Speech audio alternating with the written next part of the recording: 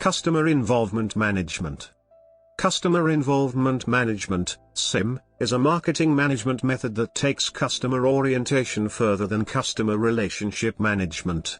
CIM identifies and develops ways to involve customers in the business and product development process, such as design, marketing, sales, customer service, etc. The degree of involvement can be as far as to make the customer a part of the product, experience, and delivery.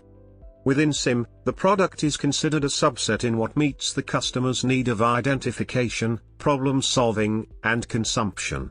The possibility to influence the design and the consumption itself is assumed to be of great importance for the customer's buying decision and loyalty. One example of a company that uses CIM is Nike. With the concept Nike, they let the customers design their own sport shoes. More recently, companies have started to build web portals that involve customers in the idea generation, selection, development, and commercialization.